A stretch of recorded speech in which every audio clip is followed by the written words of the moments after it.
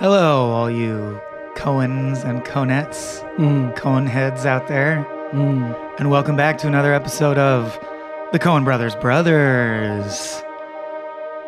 are you? I'm Abe Epperson, one of your co-hosts. This voice is the Michael Swaim voice, and we are the titular brothers. We're the eponymous brothers. Today, we're coming off a long streak. We're coming off Lebowski and Oh Brother, and talking about a more obscure movie. Although I gotta say, I was really heartened. Barton Fink's one of our most listened to episodes. Yeah. It's like people care about the weird ones too. Yeah, and this one's 2001's The Man Who Wasn't There, starring Billy Bob Thornton, Frances McDormand, James Gandolfini. Scarlett Johansson's in it, John Polito's in it. You start shaking your head when you got to ScarJo. I agree. I think You're like, I guess she's in it. Who cares?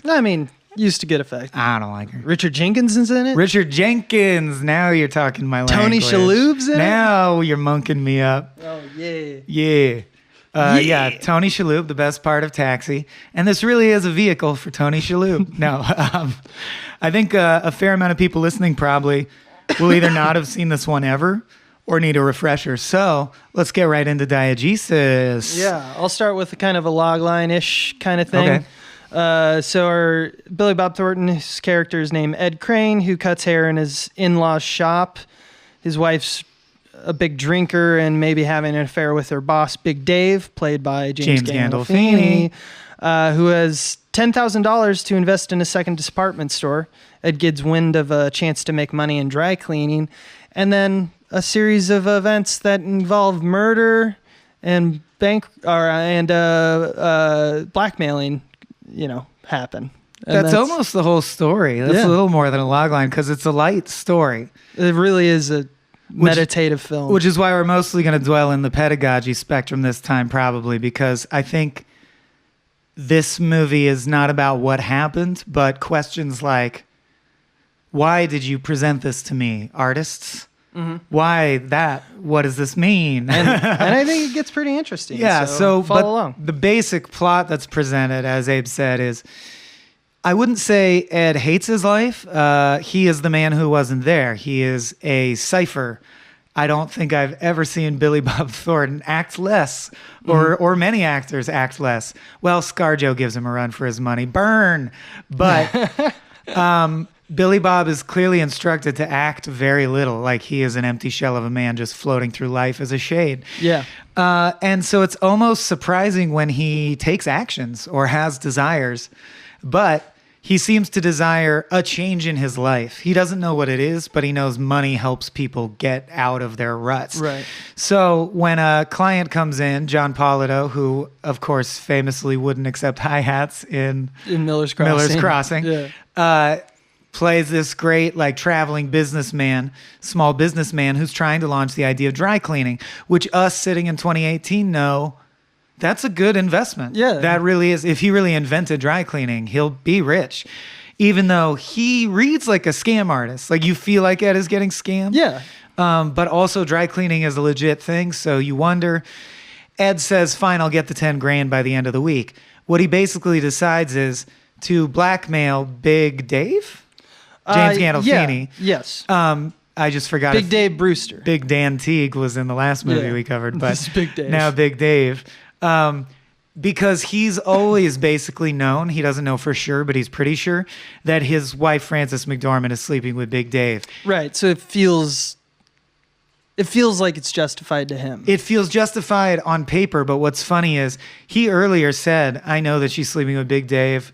Whatever, good for her. Like, he doesn't... It's not out of pain because he has no feelings. He just decided, here's a thing I can do. Almost Fargo-like. So he tries to blackmail Big Dave saying, I'll tell everyone what you did. Of course, Big Dave misinterprets this because secretly the way he got the 10 grand to invest in his own department store was by stealing from his wife, who is actually the heiress who owns the department store Nerdlingers, where he's a manager. So he's been skimming from the company. He immediately knows that it's Ed just because of the like circumstances that's surrounding. The thing is, oh no, because he beats it very, out of the guy. Yeah, Big Dave does, which is circumstantial. So through happenstance, because of what I call small town syndrome, like how the Seinfeld characters would run into Uncle Leo on the street, the guy that pitched dry cleaning to him previously had just come from pitching dry cleaning to Big Dave, and Big Dave turned him down. So when within the same week he gets a letter demanding the exact same amount of money, he knows that guy, John Polido, whose name is Creighton Tolliver, by sheer chance saw him cheating with Frances McDormand, like at a seedy hotel. So through sheer chance, he knows that guy has something to do with it, goes and beats him until he tells him, well, no, actually this guy Ed Crane must have done it. And he invites Ed Crane over to have a talk in the middle of the night to nerdlingers. And I'm fudging some details because I want to get through to the part we want to talk pedagogy. about. Yeah. But the big event that really takes the movie from being anything, because up to this point it's just been like people existing. Right. But that's is the altercation. The altercation where he confronts Ed at the store and attempts to kill him. First, I think importantly, shows a whole range of human emotions. Yeah. Like, I do feel bad that I cheated with your wife. Yeah. I am sorry. But also, what kind of man are you to do this petty pissant bullshit? Now I'm going to kill you. And I love the whole time Billy Bob Thornton has no emotions. Like, literally the moment where he goes, you're found out. I know it was you, Ed. He's like, oh. Yeah. And so we have this little, like, he's almost breaking the window, by the way. It's going to come up later when we kind of dissect the movie. It's a good red herring in the moment, too. You assume that's how he'll die. Yeah. And then, but while Ed was thrown across the, like his desk, Big Dave's desk and stuff like that, you don't know about it. And that's another thing that's important to this movie is what you don't know and what you do know or what you get through context, because everything is made by his voiceover. That's a huge component of this film, is that you get Billy Bob talks to us. Billy Bob talks to us, and he gives us exposition, but it more or less reads like Siddhartha from Hermann Hesse. Like it's just he's kind of like this Buddhist figure who's just saying, and then this happened, and then this happened, and I thought this about that, and isn't this crazy about humanity? Like it's more of like a journal entry written to no one. But in this moment, you don't hear any voiceover. Ed stabs Big Dave with like a cigar knife that he got from his desk. Right. Big Dave had a letter opener type thing, dagger on his desk, that he said he took from a Jap he killed. Yeah. Which will be key later because Big Dave's also a liar. And he stabs Big Dave in the side of the throat. Big Dave bleeds out. I love the shot where it cuts to right before he gets stabbed. It cuts to like a shot of them up at top. And if you haven't seen the film, it's all in black and white. They do a lot of amazing like looking shots. It really looks like something from like a Herrell painting or something from the 1930s. At first you think there's people in the shop, but it's just the mannequins because those are well lit, and then nothing else is lit, and then obviously Big Dave's office is well lit. And for this time when I watched it, I totally thought, I was like, wait, there's people there?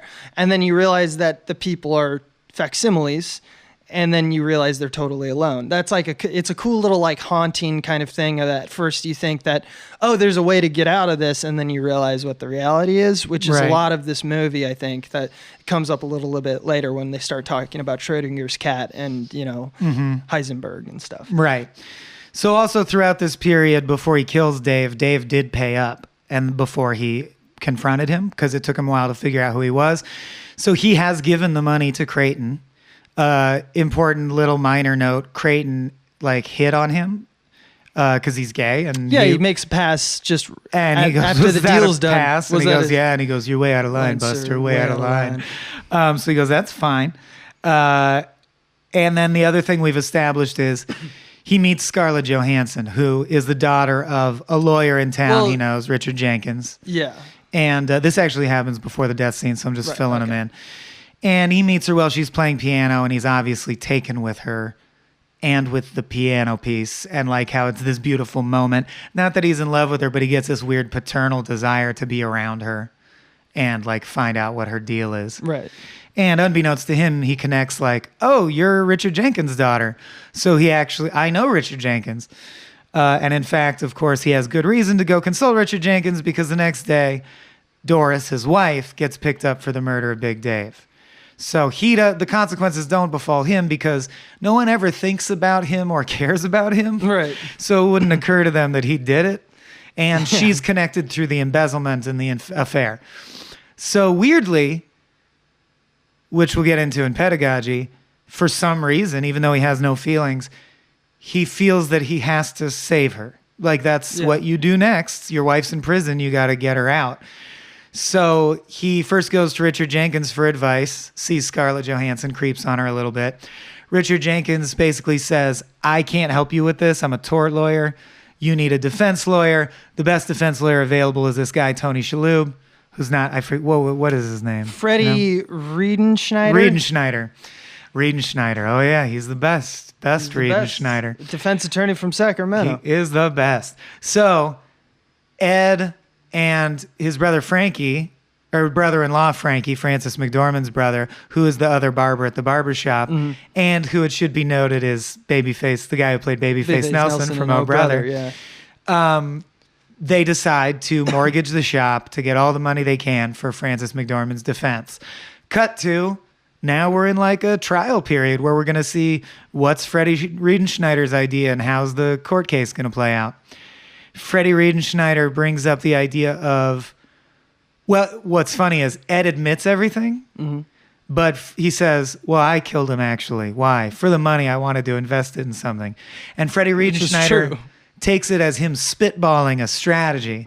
He's like, right. No, that doesn't really work for this reason and this reason. Here's what we're going to do.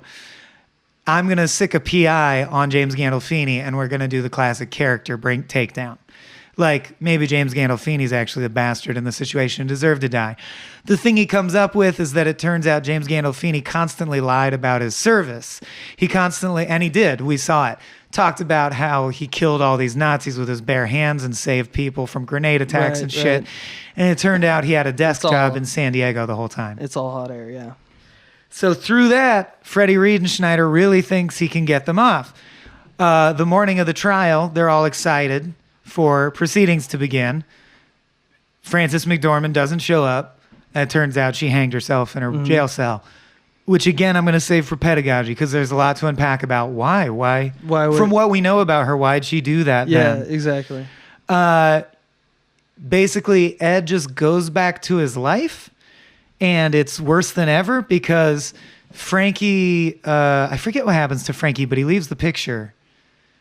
Frankie he gets so despondent, deeply in debt and drinking heavily. Oh, he's too drunk to be reliable anymore. Yeah, because his sister died. Right. So he has to hire another barber to fill in. So now there's a guy who he hates even more than Frankie, who he hated. I love that one line too, because one of the things that he hates Frankie for is that he's a chatterbox, constantly talking.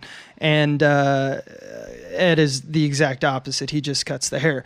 But he says about, which I think comes into play later, is the new hire. He's like, I picked the guy who's the quietest, but turns out the guy was probably just nervous from the interview because the second that I hired him, he was just chatting. Just never shuts up. So everything's the same once again.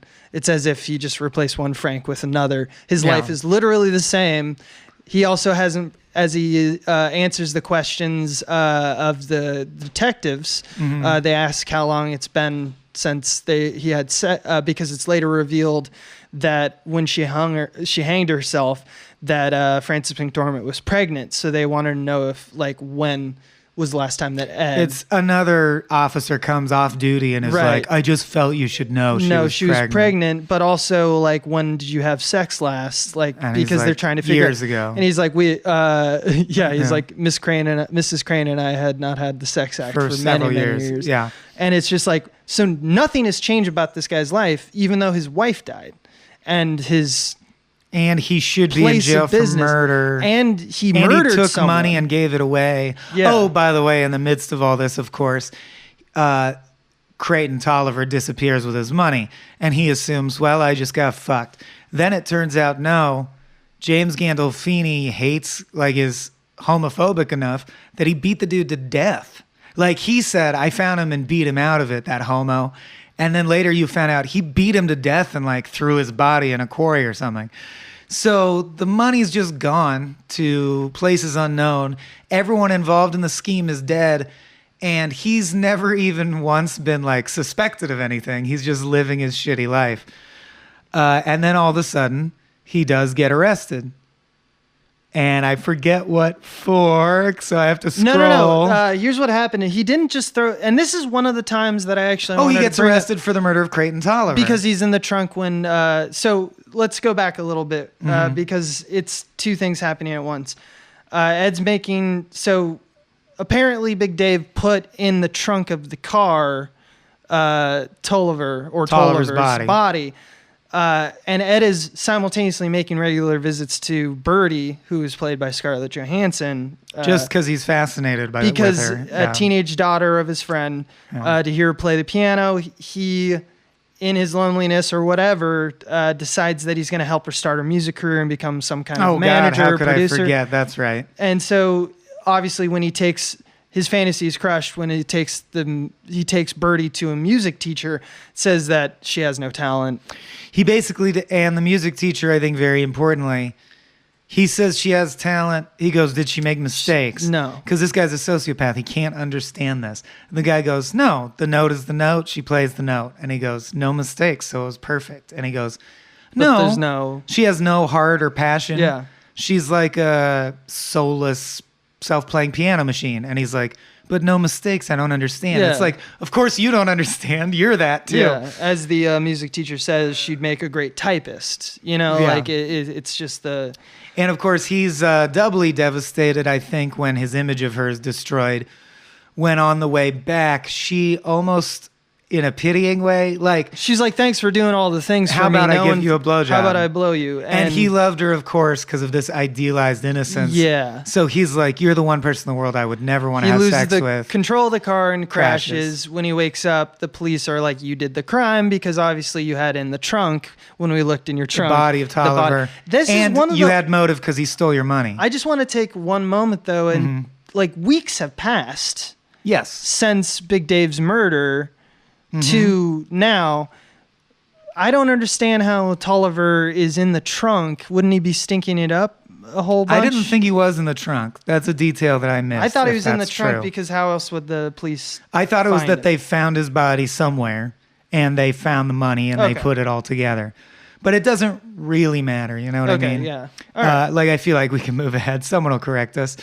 And it's funny, we did both just watch this movie, so it's another interesting thing to think about. Right. I know a lot of people who think this one's like forgettable in a weird way. I think it's because you rely so much on the voiceover, and it's something that's just kind of left out because he's knocked unconscious, and he just wakes up to this craziness of being arrested that he never really reflects on it other than that this is what they told me. Yeah. So maybe they just didn't give an answer. Maybe he was thrown in a quarry. So after Ed's arrested, he has to go even deeper in debt, mortgage his house to get Freddie Riedenschneider back.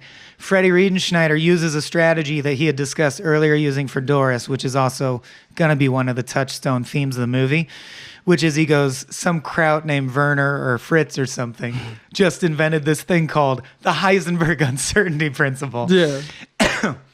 And it proves how the more you look at something, the more it changes. So he says, I'm going to apply that to the law, and our defense will be, all we need to prove is shadow of a doubt, and we can't know what happened because we've analyzed the case so much, which, of course, is a ridiculous legal defense. Right. Like, oh, no, you've analyzed it so much now, how could you ever know what happened?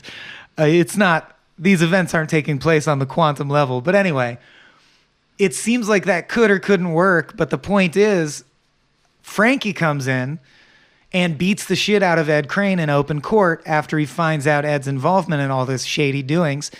And that forces a mistrial because you need a new set of jurors when that happens. And now he has to pay Freddie Riedenschneider again, which he can no longer afford to do. I just love this little detail of how the legal system's stupid. So he has to hire the cheapest lawyer possible. That lawyer just tells him to plead guilty and give up and go to jail. So that's what he does. Throw your mercy onto the court. It finally turns out, and I love this because, again, I hate unjustified VO, All the VO has been an article he's writing for a men's magazine like Maxim or Playboy. They asked him to write an article about what does it feel like to be on death row. So he did. That's what the movie has been in retrospect compared to Vonnegut's Mother Night, same ending. And he doesn't kill himself. He lets himself go on death row and waits until he gets the chair and experiences getting the chair. And doesn't it end with fading to white from him getting the chair? Yep. There's a dream reflects on his sequence as fate, well. regretting none of his decisions and hoping to see Doris in the afterlife, both of them now free of the mortal world's imperfections. Right. Briefly before he gets the chair, he has a dream sequence where he walks out of prison and he's freed from prison. And when he gets outside, the prison spotlight becomes the beam from a UFO. And he sees the UFO in the sky and he seems to feel at peace. And that mirrors an earlier dream he had because the Big Dave's widow came over and talked about how she thinks she's just nuts. Yeah. She thinks UFOs killed Big Dave. I mean, and he starts regularly dreaming about UFOs after that. Right. She's also reminiscent of with her big eyes that are really open. It's a disturbing shot. Because really that chilling. comes from like thing from another world kind of thing. Like she looks like an alien. Alien people who are in some kind of involvement with aliens, like, are off a bit. You know, they don't act like us. It wasn't until the McCarthy scare that we started saying like, but what if they were exactly like us? So it's definitely a cinematic reference. Pedagogy? Yeah, that's the word. All right, let's dive right in because it's basically just a guy tries to blackmail people, gets in over his head, gets sentenced, and gets the electric chair. And there's a few things that we and just blip past. Your lead is very intentionally boring as fuck. So what is Ed's flaw? That he has no soul, right? He has no soul. Everyone else does? I don't know, but we're going to figure it out together, my friend. Okay. But yeah, at first blush, my thought was that it's at face value. He's the man who wasn't there. His flaw is he was born without the normal capacity for feeling that we have. He might be literally a diagnosable sociopath. Mm-hmm. I would say that that's all true. I think there's also But there's a different flaw you're thinking of. There's a different flaw because I think that that's what he's like born with, you know, like if he has an incapability of feeling, that's one thing. That can be considered a disorder or a flaw. He's definitely inert, but I would argue that it's because he's so passive. I think that his flaw is he lacks things like ambition. He doesn't care to change things because he doesn't see the point in it. He is. It's one of the first times that we actually, I think, ever sees a particular version of nihilism in a Coen Brothers film where it is debilitating for the main character. So apathy almost? Apathy, I think, is his Is problem. that different than soullessness? I think so. I mean, maybe we could just words are words, but Sure. I think the reason that it's relevant in this is the one time, twice, where he tries to do something in his life that is out of the norm, and those being that he blackmails Big Dave, and then he also has the subplot of he has a version or a avatar of Birdie in his head that she's going to become this great pianist. As he keeps saying, of course, I'm no music expert, but the subtext is, but this is going to fix my life. I'm going to make her famous. Yeah. So if you agree with what I'm saying, it's saying that the film as a whole is about this guy who really is a passenger in his own life, which is kind of what you were saying, but also that this is the two times or at a very tumultuous time in his life, instances in which he started to pursue ambition. I think the more interesting question happens why he's trying to pursue ambition. Like, obviously, he's in this... Why care? Yeah. He hasn't cared before that much about Doris and her drinking and the fact that, like, at one point, there's a scene where she's in the tub and he just cuts the hair. Like, he shaves her legs and she acts like he's not even there. And that shot is recreated when they shave his legs to put the electrodes on so that he'll die. When he's plugged into the electric chair. And again, it's echoing, they are treating him as an object.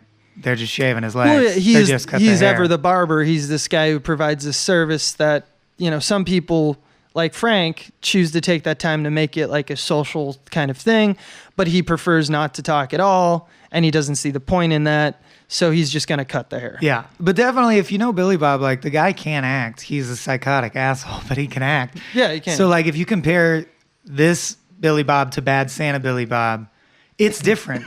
Bad Santa is depressed. This guy's not even depressed. He's numb. Empty, yeah, he's completely which can be numb. a phase of depression, but this guy doesn't even have the air of a depressed numbness. This guy has a piece missing from him. I want to read 3 lines, short lines that are all Ed lines that kind of deal around this topic, or it's at least Ed reflecting all about his passivity, which is once, and these are, I believe, all voiceover. None of them are actually said in the world that we see. Life has dealt me some bum cards, or maybe I just haven't played them right. I don't know.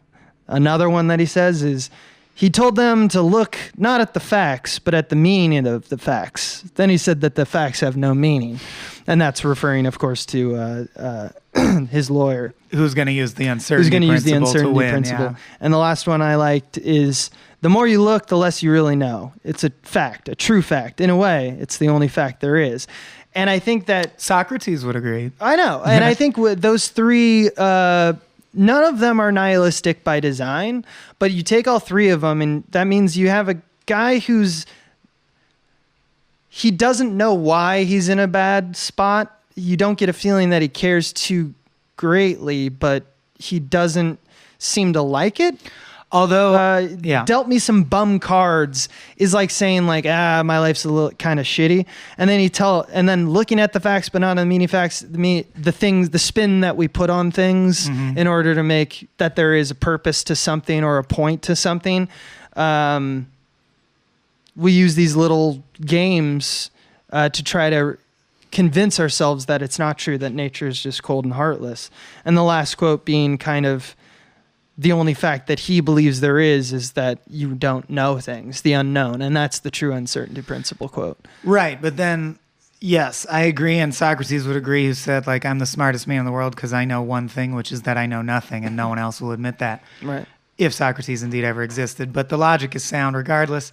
And yet, you got to get up and have society function some way. Like, we got to do something. I actually think our trial system is really fucked, but there has to be some system of something. I don't agree that you can apply the uncertainty principle to the justice system. And I think it is kind of tongue-in-cheek that Freddie is trying to do that. And yet, of course, they are saying, and yet in life it is true that the more you look, the more doubt you'll find. I also think it's interesting that it's not fully true that he has one period where I would characterize him as emotional on the scale of what he can show, which is after his wife and after his wife hangs herself. Yeah. He doesn't experience grief as a normal human being would, but he does experience like Holden Caulfield from Catcher in the Rye. They're all He phonies. experiences his own dull version of some kind of melancholy because he says, I was a ghost, I didn't see anyone, no one saw me, I was the barber. And for the first time in my life, I had secrets and I did feel like talking about them. So even though he thought Francis McDormand held 0 value in his life and Frank holds 0 value in his life, even this man feels lonely when those things are gone. Like, even this guy notices that he's like, well, actually, it is... Like you said, my ritual is the same, but worse. It is worse. Even though I'm incapable of grieving that she hanged herself, I wish she was at home when I got home. Right. And specifically, he wishes he had someone to confide in about all the shit he knows. So he goes to a psychic, which I think is a really important tangent scene. Right. Because it's the most emotion we ever see from him, acting-wise, are in these back-to-back scenes. He goes to a psychic, and the psychic tells him that his wife loves him very much and wants him to know that from the afterlife. And he's like, you're fucking phony. Yeah. And he's slightly angry, which is the most anger we ever see. Then he goes to Birdie and tries to convince her to go see this guy to get her musical talent evaluated. And I would argue in that scene, he also shows more emotion than he ever showed. It's still he's subdued. angered by the fact that his version of But Birdie he's like is not pleading true. with her to do it. Yeah, and then when she tries to go down on him, heavens to Betsy. Heavens to Betsy, Birdie. It's like it's this. Everything's going wrong for him at this point, and it's the first time he's tried. I think it's all coming down to kind of more or less a midlife crisis, because I like your point a lot about how the ritual is the same, but like things have changed enough that he now sees the value to like social interaction or like having hopes or dreams, whereas he didn't before. It's not that he doesn't believe there isn't any purpose, which is, I think, where we're coming from. But where we're going now is that he believes that there's small little... I see the purchase of these purposes. Like, I see why there's like, value to it. I don't love anyone and no one loves me, yeah. but I can see why other people might enjoy it. Right, so he's flirting with it, and that's kind of a midlife crisis. I mean, he's like, maybe Birdie could be my... I don't know, dot or something. Yeah, and here's something that's interesting I felt, is that if you believe that this midlife crisis made tangible for Ed is this ScarJo B-plot, it's that he builds this kind of narrative for what like she is, and definitely what she isn't, things that he thinks that she isn't.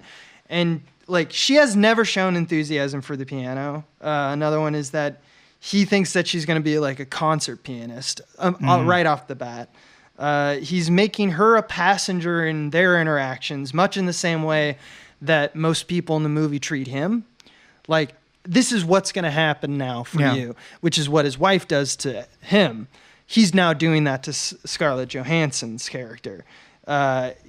It's like he's tired of it. He can't make sense of it, and he's just mimicking what he believes makes the world work. Yeah, he doesn't really know her at all.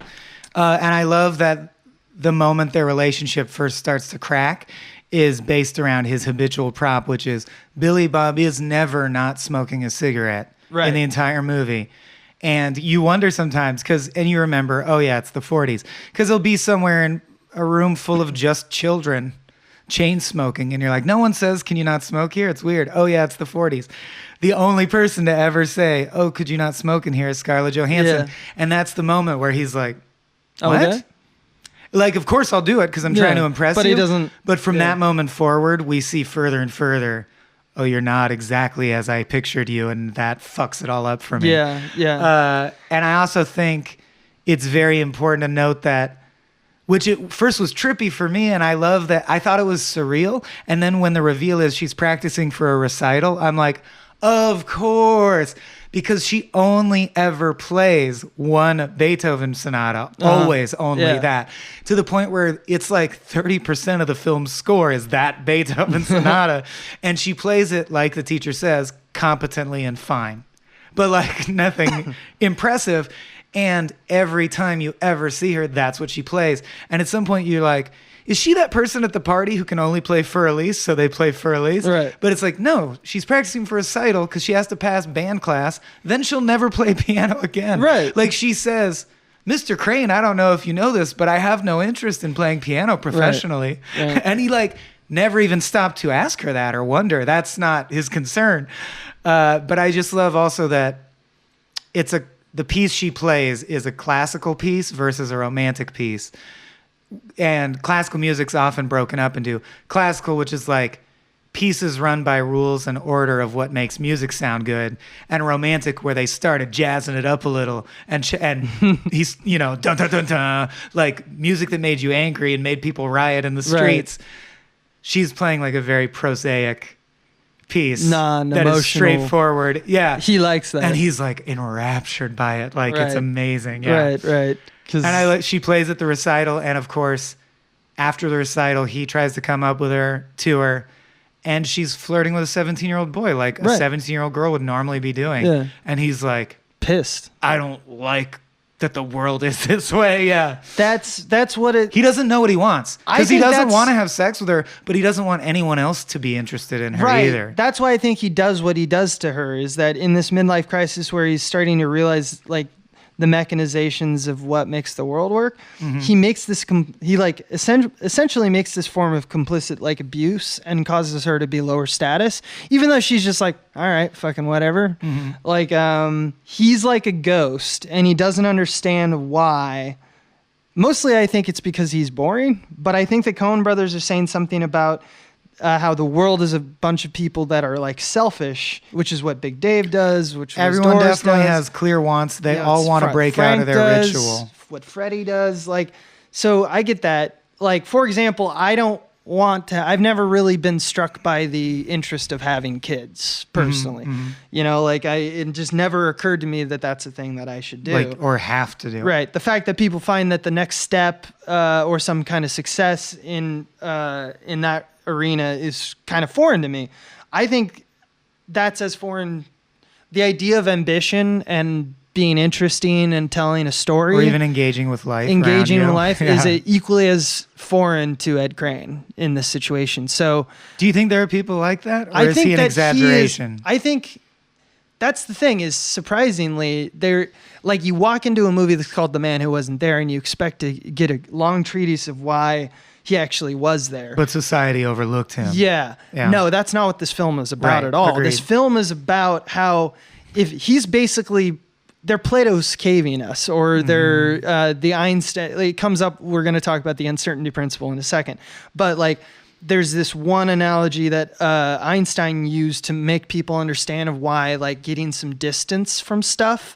Like he talks about the like speed versus acceleration, and witnessing someone riding a bike and how it's instantaneous, and you take a photograph of that person there, but then you wait a little bit and take a photograph there. He's basically doing a zoetrope of like, that's how we understand trends, is we take instantaneous plots of moments. Our brains interpolate data points. Yeah. And we do the same thing with that kind of science. And that's, I think that's what Ed is not only doing, but I think that Ed is the control group a little bit. Well, maybe not the control group, but he is, if you take that all out of life, if you basically are this American Buddha who just is looking from afar and also kind of looking inward, but he's not like a part of the human race.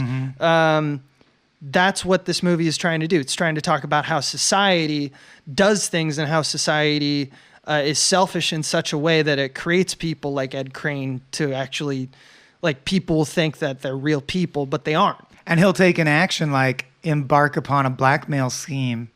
And if you asked him like why? Yeah. The real answer, if he was honest, would be like, I'm bored and it occurred to me, and it's the kind of thing I've seen people do in movies, so I did it. More or less, you know. Yeah. Like, I heard from Doris that we should get more money. So I did it. I think that Big Dave sucks, but I also think that Big Dave is seen as important because he has money and he has stories. So I guess I want to be important, not even because I feel that I want it, but it's something to do. It's what the rest of us are doing. It reminds me of how in Fargo, Jerry Lundegaard could be perfectly, he has a wife and child and a stable job. There's nothing stopping him from just being satisfied and happy. He's the one who has an internal decision that is, no. I need more than this. This is bad. This is failure. I have to do something fucked up to get more. And it's interesting that Ed, whereas Jerry has that, he feels like a desperate animal passion to do that. Right. Ed just decides to do that calmly. Right. Very interesting. There's another quote I wanted to read about Ed Crane, unless you had, I mean, it's the same topic. Well, the quote I was going to read that I'll slip in here is, I love Frankie's improv at the beginning when they told him just to talk a lot, and he's talking to the little kid whose hair he's cutting, and he goes, no, this is what I'm saying. See, is these fur trappers, you see, they would capture and skin the animals, you know, and they'd bring them down and they'd trade them for gold ignots. Ignots. Instead of ingots. Ignots. They would take these ignots. And it's also kind of like the process is also kind of the same. Like, at the beginning of the film, he goes through all the 12 types of haircuts that one could get at this time. It looks, hey, gamers out there, it looks exactly like in Grand Theft Auto when you're getting a haircut, scrolling through the haircuts. Red Dead Redemption. Yeah, it's amazing. Yeah, it's exactly the same. And that's how, I want that. You can just point to a board. And Ed Crane can do, he will play the most boring but technically perfect sonata of your hair ever. That's what this guy's, he's good at cutting hair. Also interesting, he says, I worked at a barber shop, but I never considered myself a barber. I stumbled into it or married into it more precisely. Well, if you don't consider yourself a barber and you're a blackmailer, but you don't consider yourself a blackmailer and you're not, what are you? Yeah. He doesn't consider himself anything. He has abstained from adopting an identity in life. Right. I also think that there's a great quote near the end, which I think you referenced before. Ed says another in voiceover. It's like pulling away from the maze. When you're in the maze, you go through it willy-nilly, turning where you think you have to turn, banging into dead ends, one thing after another. But you get some distance on it, and all those twists and turns, why, they're the shape of your life. It's hard to explain, but seeing it whole gives you some peace. He's making an observation about observation. He's not making an observation about his life. So and this is at the moment of his death, by the way. When confronted about usually what most people talk about on their deathbed, or as the story goes, is things like regrets and successes. The shape of my life was like this, and I'm happy about that, or I'm sad about that. But he doesn't say I'm happy. He has no observation on that. His only observation is about, it's funny that given some time and space, you see the shape of things. Did you know before you die, your life flashes before your eyes? Oh, what do you think about that? Nothing. I just noticed it. I just noticed that that's true, which is how an alien might think. That's true. Maybe he's an alien. I want to compartmentalize that because I still have more on Ed himself, but we'll definitely talk about aliens. Mm-hmm. But I want to point out that in that moment, he does say something that is more human than you expect him to say, which is the final line, which is, as it fades to white, I don't know where I'm being taken, but I'm not afraid to go. Maybe things will be clearer there. Maybe Doris will be there. Maybe Doris will be there, and there I can tell her all those things they don't have words for here, which is interesting to me because I got no impression that he really cared about Doris at all, and yet in his dying moment, he somehow wants to connect to her in a real way. But it also occurs to me that he might just be having his brain ritualize the types of thoughts he expects someone who's being killed on death row to have. Does that make sense? Yeah, absolutely. Like he's literally playing a role, thinking the thoughts that he thinks the men's magazine would think he would think. Right, right. Which is, I'll go up to heaven now and I'll see my wife, I guess. Which is, I mean, I don't know. Maybe I'm, or maybe I don't think I'm that unique. Or did he grow a heart in that moment? I don't understand. But we've all kind of done that. Like we don't do it in this case, Ed Crane does that all the time. But like everyone's kind of done the thing where it's like you're confronted with like an amazing grief or something like that. And you're like, shit, what am I supposed to do? Yeah, it's kind of like in Magnolia with P.T. Anderson, where he talks about, how Philip Seymour Hoffman says, it's that scene in the movie where... So stupid and meta. I know it is, but it's a great moment because it's true. We've all kind of had that thought where we go like, well, technically grief is just motions, and if I can just go through that, do I get through my grief? Like what the chicken or the egg kind of thing? Mm-hmm. Or is it just, should I just let it all out right now? He's definitely... Ed Crane is the exact opposite of a guy who would just do something willy-nilly. Yet here he is talking about he thinks he's doing things willy-nilly, but he's never really done anything. Right. And especially I love how even structurally, if you follow like noir logic or like plot logic, a good writer, quote unquote, following the rules, quote unquote, would tell the Coen brothers, you made your protagonist literally a character who structurally doesn't need to exist because even though he did the blackmail, Creighton Tolliver had already talked to Gandolfini and seen him cheating. And like, I wrote down all the logic, but trust me, it tracks. He didn't need to do anything for them to, they would have reached conflict those eventually. Those roles could be parsed into someone else in the story. Exactly. It's like, Creighton could have just run into James Gandolfini and that would have happened anyway. Oh, that's what it is. It's that all you would have to do is say, we'll eliminate the Ed Crane character and have Creighton Tolliver blackmail him because he totally would. But instead, Ed Crane's just this weird middleman who insinuates himself into the plot. The one thing I can think of is that were it not for Ed, would Doris have... Like, I want to talk about how Doris feel. Like, why does she kill herself? Because what does she feel about Ed? Because that's the one character that, yeah, it would take away from that because her grief and I think you kind of need Ed to be there. There's something illuminating actually about when he visits her in prison. I think when right, she says, "Do you want to know, Ed? Do you want to know why I cooked the books?" and without saying it, it's implied, and cheated on you. Like, I think the movie in large part is about, as is fitting with the title, but they're accusing all of us of being a little Ed Crane, is abdicating the opportunities you had in life to actually engage with a fellow human being. Right. And that's the shaving the legs. He had this chance at intimacy with his wife, and they both ignore it and let it pass.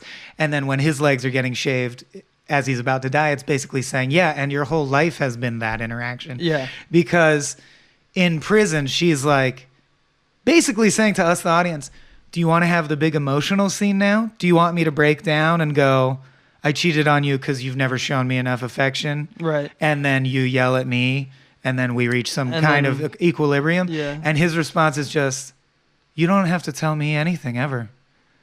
So, like, again, he could have been the man who was there. It's a choice to not be there. Right.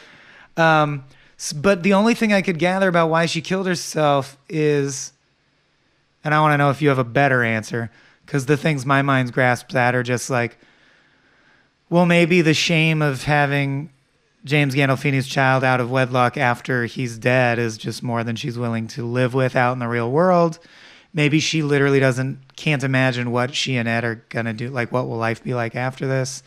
But these are all like rooted, real human, which I think maybe that's the point, is that she does things based on emotional impulse, so they don't have to make sense. Because I do think one of the most powerful uses of a character in this is Frankie as a foil to Ed, because they have that tangent where they go to the wedding of her cousin who she hates, and you see that in every part of life, including when he's grieving for Doris, Frankie fully engages emotionally with the moment.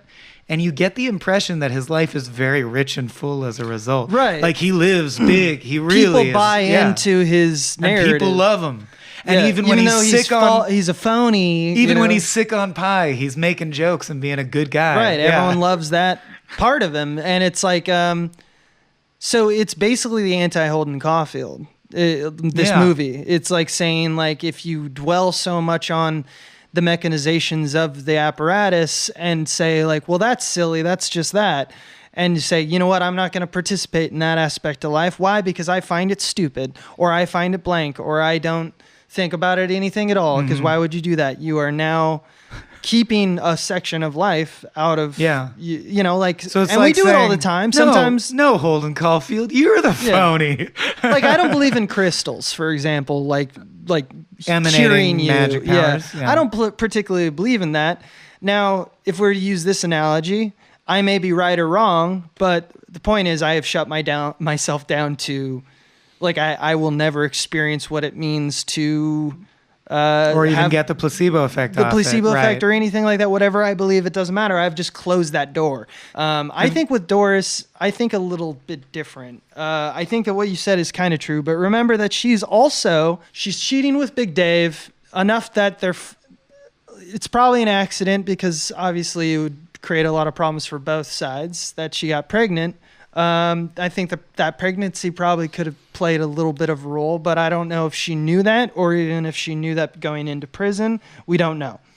But what we do know is that she was an alcoholic, so she had some either bored, inconsistency aspect of her life that was unfulfilled. Probably Ed. And she filled it with a bottle. And with the thrill of extorting and shit like that. Right. And I think it's interesting. Sorry, but just real quick, the seminal cornerstone of their marriage was they went on one date, and 2 weeks later she said, we may as well get married. Yeah. And he said, so soon you don't even know me. And she goes, what, Well, does it get better? Is there like something I haven't seen? Which is such a great And line. he goes, no, I guess fine, let's get married. So, like, it didn't start as like a thrilling romance. Right. I fucking love that line. What, does it get Why better? does it get better? Because it's just like, well, holy then don't shit. get married to me, Jesus. So she's almost like perfectly suited to being a wife to someone like Ed, because she obviously doesn't care about that. Or maybe like him, she thought she was, and now she does feel the hollowness of it. That's what I think that she is. I think that she is basically his. When we see her hang herself, it's a combination of things, but it's also that she felt that she was a participant, and now that Big Dave's gone, and all she's got is Ed, who's just doesn't even care if she should be even in the bad way. He doesn't even seem to care that she betrayed him. Like, She what wants should I do? something What out should of I him. do? Yeah. Something. And she realizes that she has built for herself a life that was conducive to people like that, and she hated herself. I think that's what comes out of this. So she's alone. She's alone. And what comes out of this is I think Ed Crane hates himself a little bit. She should even have got to the on end. that single mom tip. Right. You got a kid coming. That can be a very rewarding relationship. Right. Well, she doesn't necessarily Post know a Tinder that, profile, but- girl. Get back out there. But I also think that I don't know. I think Doris is the most interesting character in this whole thing because she chooses to take her own life versus Ed, who is just such a passenger that even on his deathbed or his death chair, he is still just making observations that any alien could make about human struggle. Which reminds me a lot of a book I hated that since became one of my favorite books. So I super don't recommend The Stranger by Albert Camus if you think boring plots are boring. But if you are mature enough that you can care about what is it to be numb and why is he numb and what are the reasons in his brain, The Stranger is I would call this and The Stranger the two masterpieces of alienation. Didn't they say this is kind of loosely based on The Stranger? I didn't read anything like that, but like it's got to be. I mean, in The Stranger, he also eventually gets executed, and the central premise of The Stranger is the protagonist is you, like you're in his head very thoroughly the whole time. One day he's on the beach and he sees a guy and he has a gun in his hand by chance because of previous instances. And the sun gets in his eyes and he feels hot and uncomfortable. So he shoots the guy in the head. And the revolutionary thing about the book at that time was the supposition that can be the reason. You don't have to explain the heart of man. It could be that he got so hot that it made him so uncomfortable that he did something crazy because he was numb in that moment and he made a weird choice. And I think there's a lot of insights into it. Although very unlike this movie, at the end of The Stranger, the big payoff is he does come to a very... I would say The Stranger is like if Ed Crane learned his lesson. Like The Stranger is more traditional only in the sense that as he's facing death, it does enkindle in him regrets and realizations about how you should connect with life and what he lost. Whereas Ed Crane seems to just sail off into the stratosphere with... Yeah, he kind of has this blasé hope that things are going to be better, but he doesn't seem... Maybe heaven will be good, I guess. He doesn't have any certainty of it. That's what I've heard. He's real neutral about whether or not it's going to happen and whether or not he cares because he's become so numb that's his like defense strategy, I think. And I do think they are trying to say this is their modern alienation movie because a resonant line throughout is what kind of man are you? Aimed at Ed. Frankie says it, and Dave says it, Francis says it. And also, Tony Shalhoub constantly says in his closing arguments that he is the modern man. So I think they're saying, as I said, like, that's their code for, like, they're accusing us of, we all inhabit Ed sometimes, which is to be alienated. So let's get into that. Do you think it's as simple as this movie's about a bunch of people who are aliens, so let's throw in some alien imagery? Are you asking about specifically why the UFO? Let's get into the UFO iconography. And I promised I'd do this last episode, but now a brief interlude for me to shit on the Fargo FX show. Season 1 I thought very strong, and believe me, I love me some really subtle Coen Easter eggs. But the fact that one of the Fargo FX seasons, I don't know if you've seen this far. Yeah, I've seen it. Okay. They took this very subtle nod to Man Who Wasn't There, which is a Coen Brothers movie very few people have seen. That in Man Who Wasn't There, he dreams about a UFO. And they literally ended the season, which is like a true crime story unfolding, by having UFOs just come and fix everything. And I can see how the writer could argue, well, it's a nod to Hudsucker, how God just comes and fixes it at the end. It's a nod to The Man Who Wasn't There. The Man Who Wasn't There because there's a UFO, but fuck you. The Coen brothers would not end shit with a UFO just coming. I don't know. I hated the end of that season. It killed me. Yeah. And I think it's funny to them. I think the UFO is funny to them, but in this movie. And I think that it's definitely fresh to have a movie from this era where the widow goes, I think it was UFOs. You're like, that's an interesting element to throw in. Right. I think that's where it really comes from is it's the fact that this whole time it's been stream of consciousness and he's on death row and like you said, it was a dream. So it's not the Buster Scruggs vignette number 2 with James Franco where he sees the girl before he's hanged. Mm-hmm. You know, it's not where the Coen brothers typically like to give you like, and then all of a sudden, like, that's just the way it happened. It just happened. He sold a thing to Reader's Digest and he saw a UFO and then he died, you know? Mm-hmm. I don't think that's what this is because they put it in a dream sequence, but I think it's him doing, his brain doing, his subconscious doing the churning that is all of the component parts of this film noir, essentially, that are just random and haphazard and definitely made up of the things that Coen brothers like to write about, which is that just random currents sometimes dictates what life is. I think his subconscious is pulling that thing about Big Dave's wife, about she is also seen as a stranger. Like notice at the dinner party.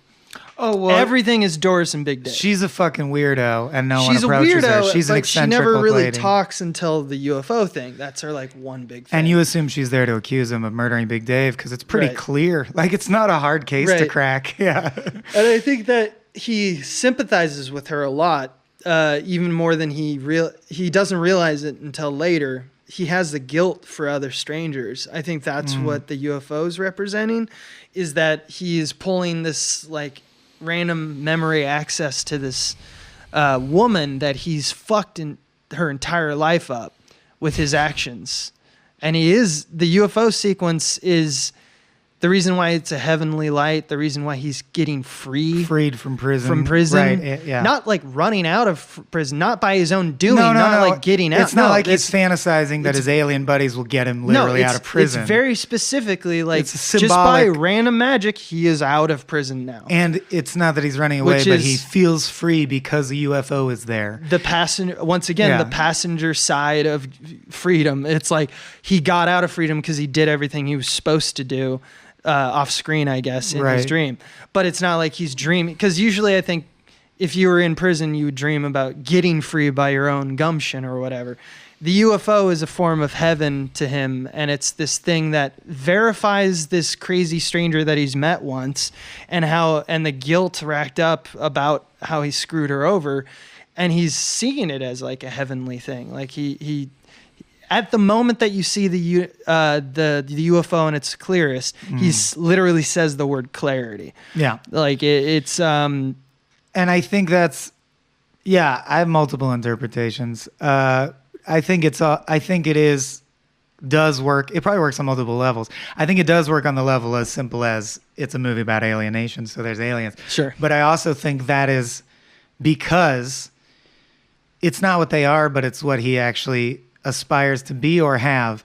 Either an authority, like he's so lost about how to navigate this that the only thing that could save him would be an authority figure from beyond the stars to just do it. Right. Deus Ex Machina. Maybe he wants to be an alien because that's the best he can hope for, because aliens are the life form that would look down on us and experiment on us and see us like rats in a maze. And he enshrines the idea of, I'm going to go up and I'm going to look down and things are going to become clear.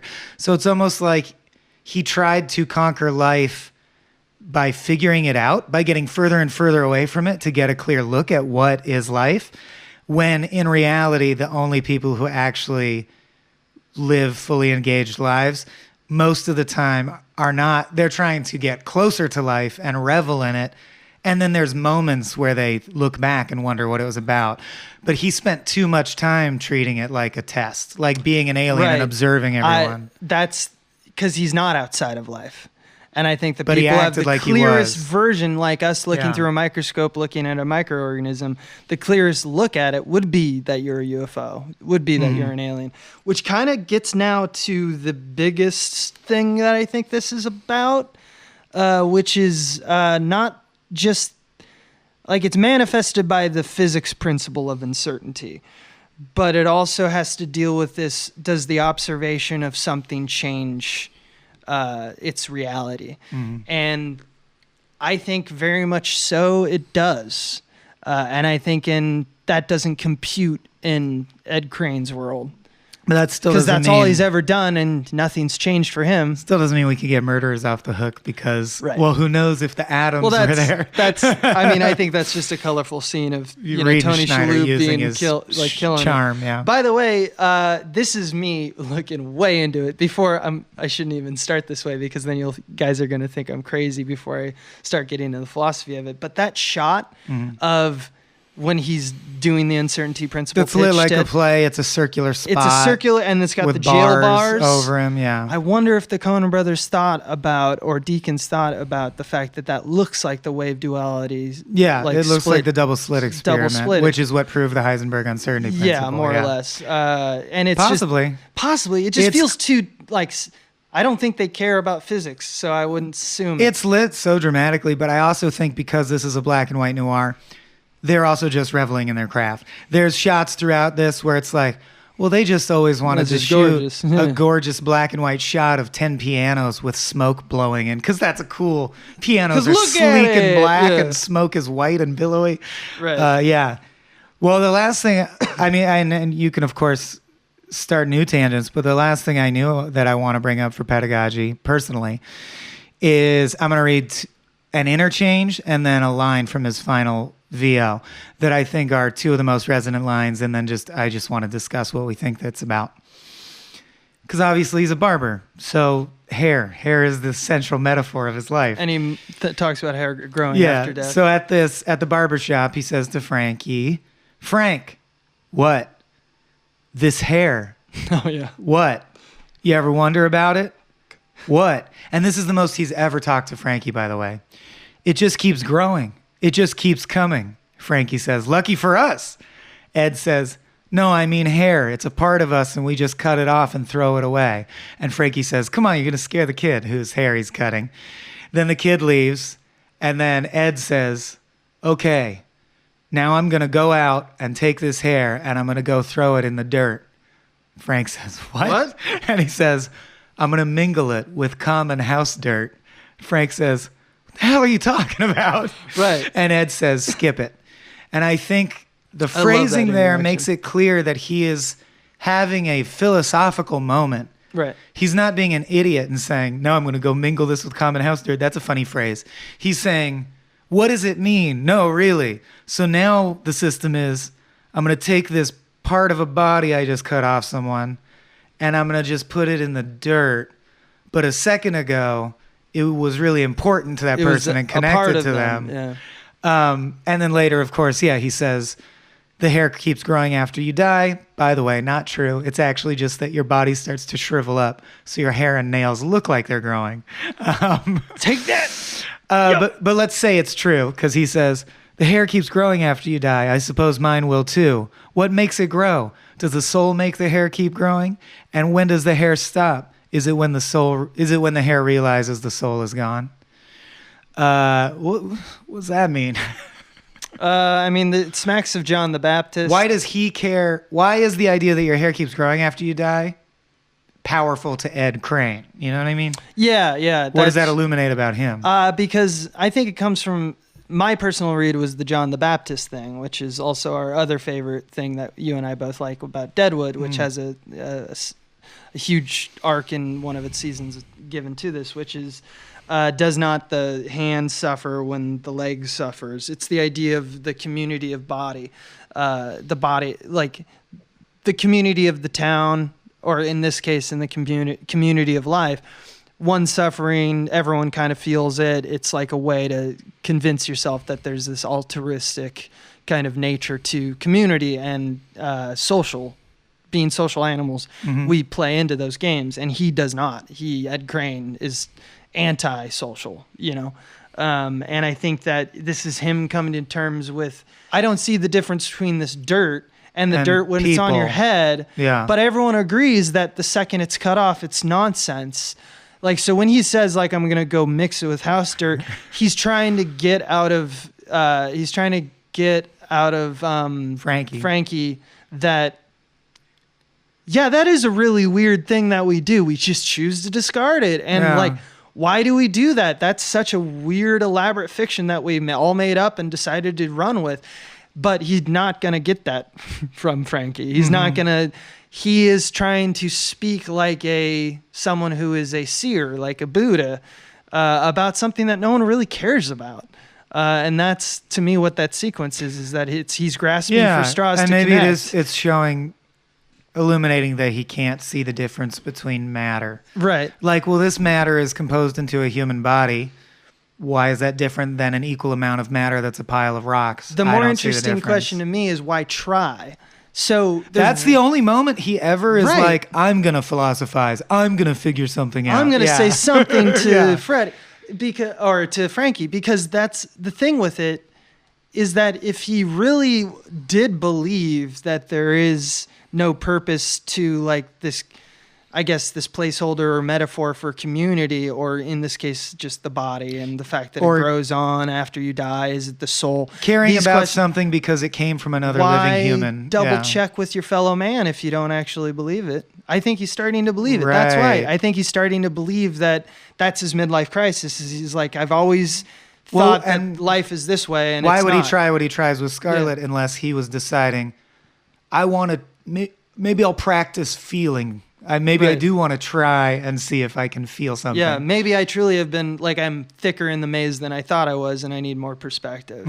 Which is yet another one, his flaw running away with him. He thinks that he's capable of that. And I think that's what the Coen brothers are doing, is saying that he is flawed for this reason, and his flaw is also what takes him to sleep for the It's interesting how he seems to think he's superior to everyone because he's so aloof, or like being able to look at the maze will let him outplan everyone.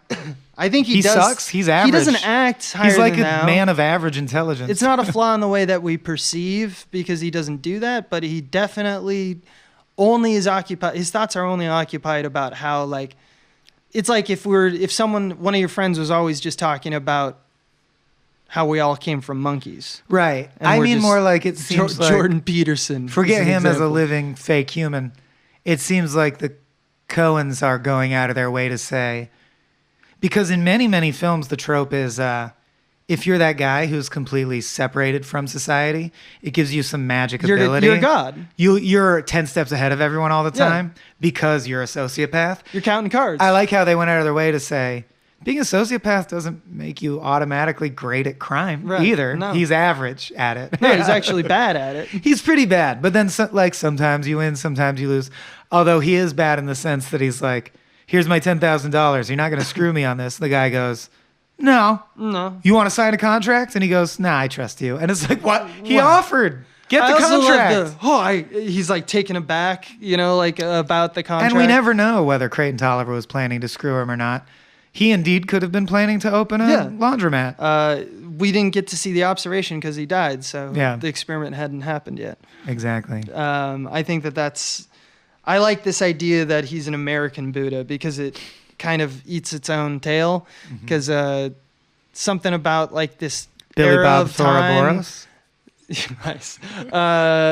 It's something about this time. It's something about not consumerism per se, but like that good life from 1950s. Everyone had a part of the community to provide, and we all the white picket fence was the American dream. And then to throw someone like a Siddhartha into the mix is just like, you're not helping this community. There's a lot. You probably would be useful to this community, but you're not helping them. They're not going to receive this wisdom. And then for him to combat it with absolute isolation is that, of course, that would happen. Of course, the stranger would be outsourced to a different community or no community at all. Or eventually end up where we put people that don't fit in, which is jail and dead. And that's one of the things of, this is kind of a how do you do that, but I mean, I'm feeling... let's move on. I believe they shot this in color.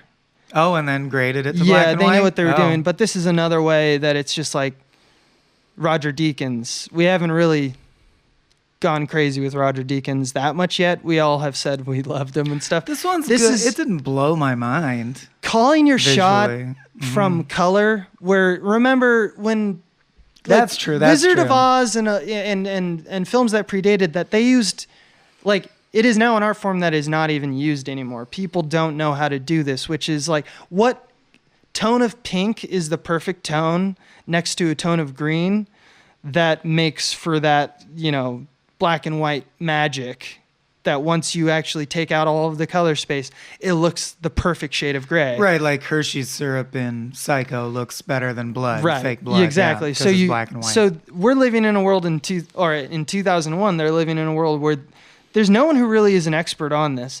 And this film looks like one of those films. It looks like it was shot in black and white on black and white right. film stock. Yeah, it's and so that's all that Deacon's is impressive. calling. Very impressive. I mean, he's got some tools. There's like color temperature readers and ways to, and so brightness is really more of an impact than hue.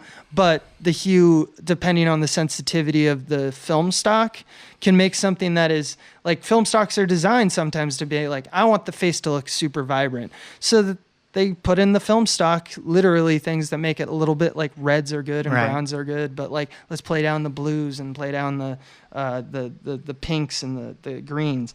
So this guy is making like Alan Ladd, Veronica Lake movies where it's like the midtones are really reduced.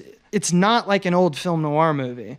It's not like that. In this, he's using a wider palette. When we go to jail and Billy Bob is talking to Fran across the table, it has this like pastel gray look, and nothing is black and white.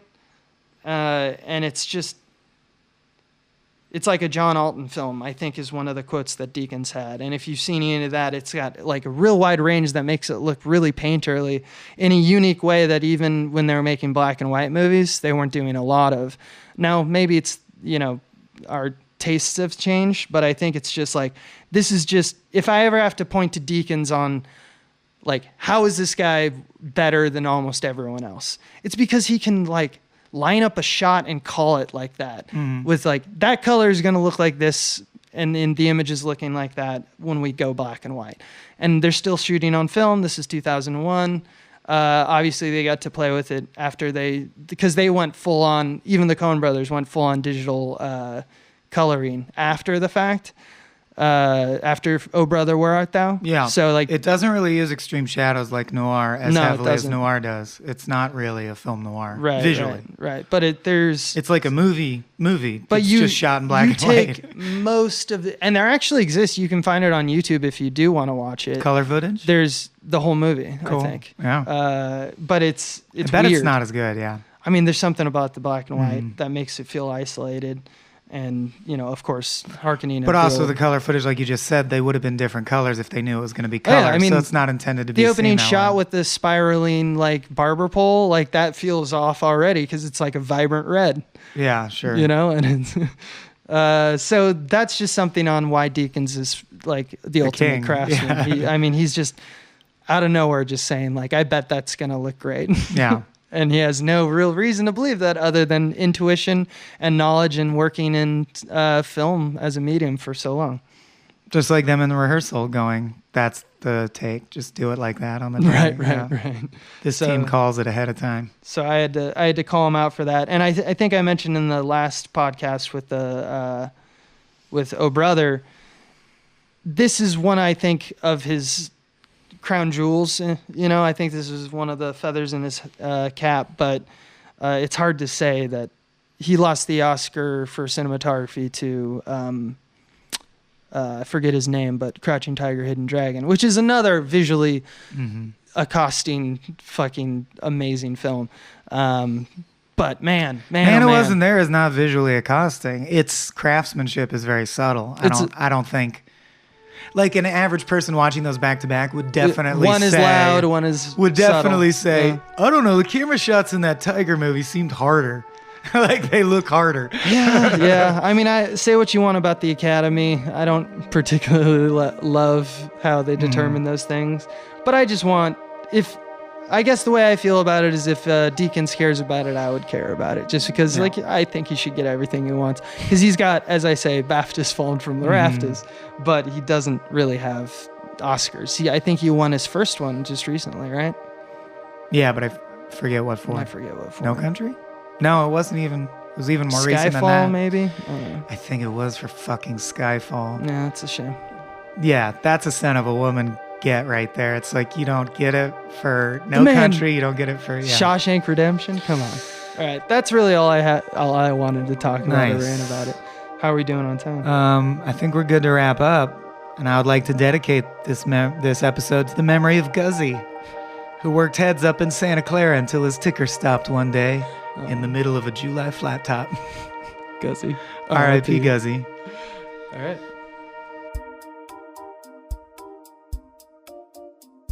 This has been a Small Beans endeavor. We're a bunch of pals who make podcasts, sketches, music, web series, and movies. The beans always have new ideas percolating, so make sure to check us out at patreon.com/smallbeans. That's patreon.com/smallbeans, where you can browse all of our current and past content, see what we've got planned in the future, and learn how your support can help the small beans grow into huge, giant monster beans. If you enjoyed this content module, please like, rate, subscribe, or tell a friend about us. We love you.